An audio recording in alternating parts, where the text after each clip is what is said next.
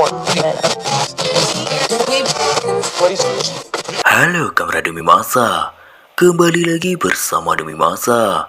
Pada kesempatan kali ini Demi Masa akan membahas sosok penjaga kedaulatan maritim Nusantara.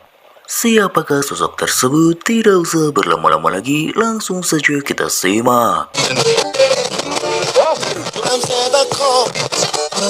Pada sekitar abad ke-16, Jepara pernah dipimpin oleh seorang wanita yang mendapat julukan dari Portugis sebagai The Granny Dame, yang berarti sosok wanita pemberani.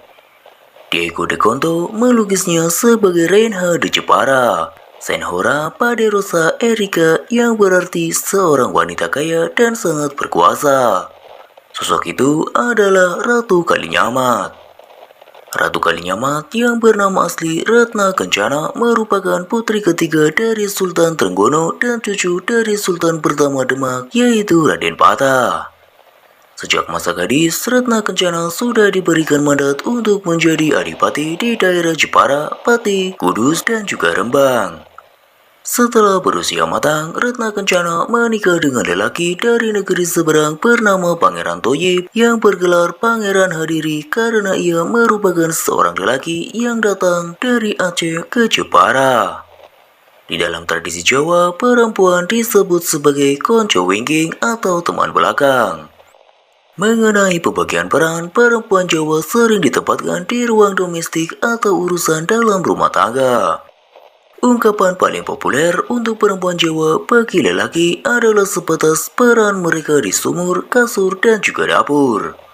Munculnya Ratu Kalinyamat sebagai lakon perempuan Jawa telah menunjukkan kondisi yang bertolak belakang dengan tradisi dan juga gambaran perempuan Jawa secara umum.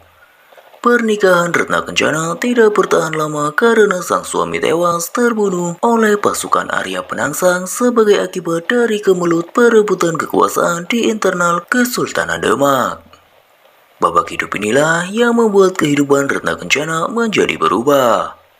Demi menuntut keadilan atas kematian sang suami yang amat dicintainya, ia melakukan martapa awe wuda wonten ing Redi Danarja, Kang Minangka tapi remanipun kaore, yang terjemahannya bahwa Ratna Kencana akan bertapa dengan telanjang di Gunung Danaraja dan yang dijadikan kain hanyalah rambutnya yang terurai. Ratna Kencana hanya fokus memikirkan cara bagaimana bisa membalas dendam atas kematian sang suami dan saudaranya yang telah dibunuh oleh Arya Penangsang.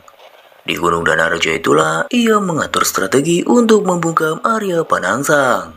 Kemudian balas dendam tersebut berhasil ia lakukan melalui kerjasama dengan Joko Tingkir.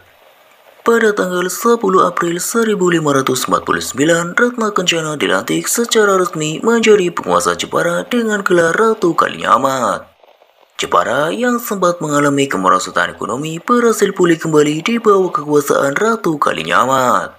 Selama 30 tahun memegang kekuasaan tertinggi di Jepara, Ratu Kalinyamat berhasil menjadikan Jepara sebagai salah satu kota pelabuhan terbesar di Nusantara.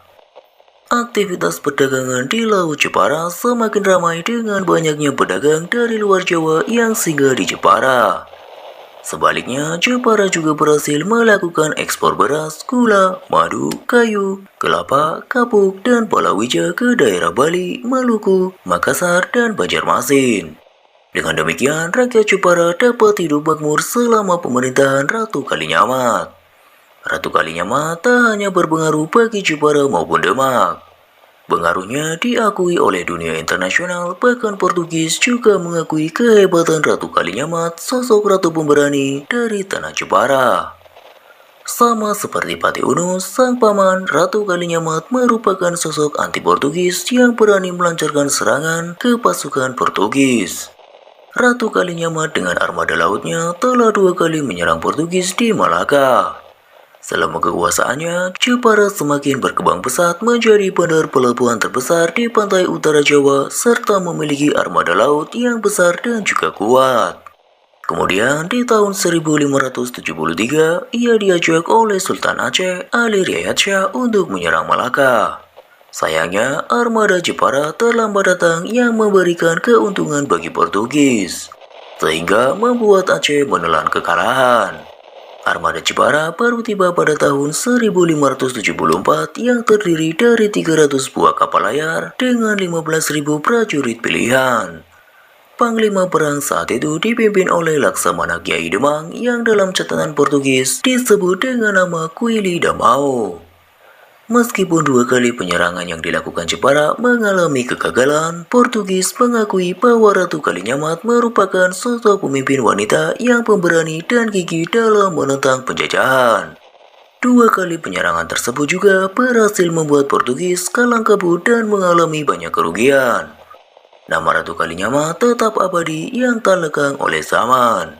Sepanjang sejarah maritim di Indonesia, potret Ratu Kalinyamat telah meninggalkan jejak tersendiri mengenai keterlibatan perempuan Jawa menjaga kedaulatan maritim Nusantara.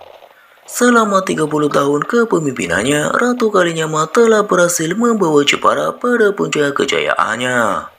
Setelah Ratu Kalinyamat meninggal, yaitu pada tahun 1579, penggantinya adalah salah satu putra angkatnya, yakni Pangeran Arya dari Banten yang kemudian bergelar Pangeran Jepara. Demikianlah sosok penjaga kedaulatan maritim Nusantara. Bagaimana menurut Kamera Demi Masa? Jika Kamera Demi Masa memiliki pendapatnya tersendiri, tulis saja di kolom komentar. Sampai jumpa di kisah-kisah selanjutnya.